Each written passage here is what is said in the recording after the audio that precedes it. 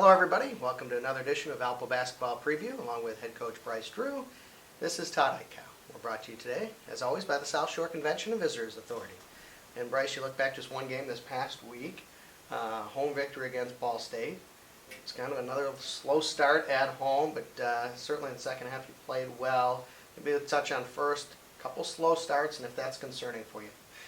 You obviously want to play well for the whole 40 minutes and not stretches. But I think Ball State came out with a lot of energy. They hit a lot of early shots, and we missed some shots. And I think until we made some shots, not until then did we really pick up our energy and our defensive intensity. At halftime, down 6, I don't know what the mood was in the locker room, but it certainly looked like the first 5 minutes of the second half, the defensive intensity was at a different level than it was in the first half. Maybe what you talked about at halftime, and then your thoughts on the start of the second half. I think Ball State did a really good job of having great patience and running their offense and getting good shots in the first half. And I think our guys adjusted that it was going to be some longer possessions, and they knew they were going to have to cover their guys a little tighter and a little longer than maybe what they had done in previous games. One thing that we saw a lot of is, and we've started to see a lot of this now, is you've got Alec Peters setting a lot of high ball screens up top, and then a lot of switching going on where there's a smaller player on him. And then the question is, can you get the ball to him quickly inside against the smaller player? And against Ball State, certainly in the first half, it didn't happen, and he ended up maybe taking some bad shots.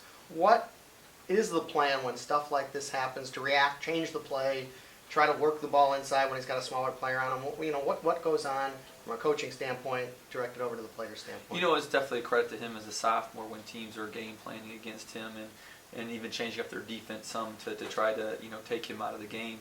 And so we're exploring a lot of different options to move him around different areas of the floor and put him in different situations.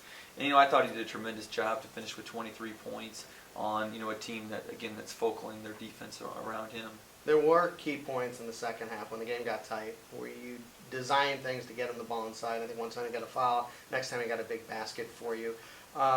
Is that kind of an adjustment to where, hey, it's a key point in the game, we have to make sure we get him a touch? We're going to run a set play to make sure he gets a touch.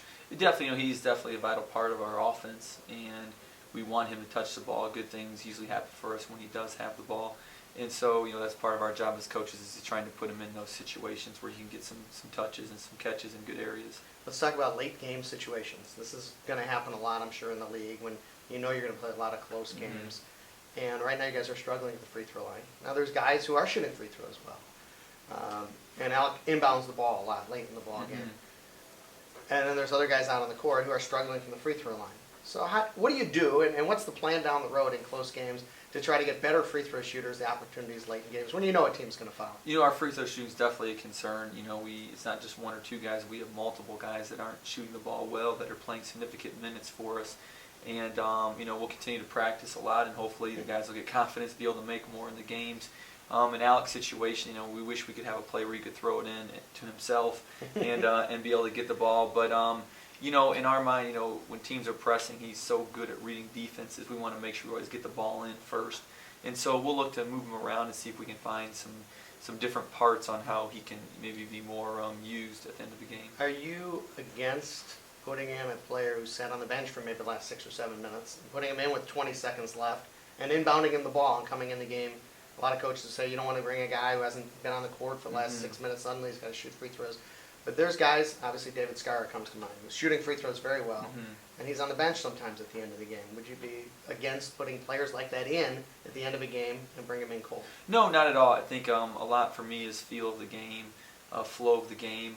If certain players work really hard and a certain guy's cold, I just don't know if it's fair to the rest of the guys or him to put that pressure on him in the last 17 seconds when he hasn't been part of the crucial runs. But as the season goes, hopefully we won't have these issues. But if they do, you bring up some great ideas. We'll have to throw some different stuff out there to try to make things better. Great game coming up on Saturday. It seems like it's always a good game at IPFW. There's been some struggles there, no doubt about it. Always seems like it's a big game for them. Let's talk about the matchup this year with IPFW. They're a really good team. It's not the same, IPFW team that was around 10 years ago. They're picked to win their league. They won 25 games last year. They have a senior-dominated team, and they have one of the better centers that will play against all year. Steve Forbes, his name, and he's a difficult matchup probably for Vasile from the standpoint of how big and how strong he is. Vasile's been so good at defending the post, but here's a guy who probably will try to body into him, use his strength. It's a little more difficult for a player like that than maybe somebody who's more built like Vasile, trying to stop him down low. You know, Forbes, really good feel, uses his body very well. And it's a larger body. Like you said, we played against some lengthy guys, Right. but not the big body like he'll present for us. And he passes very well. I'm very impressed with his touch and just his overall feel for the game. Maybe one of the biggest keys to keeping Vasile out of foul trouble on Saturday. You know, he's done a great job after the start of the season staying out of foul trouble, so hopefully he can continue that. You have an idea, maybe one or two more keys for us on Saturday night? You know, they're very fast. I think their perimeter players are explosive. They can get in the lane. And so, you know, we're going to have our hands full trying to guard the perimeter and obviously the inside presence that they have. It's obviously been very good away from home this year.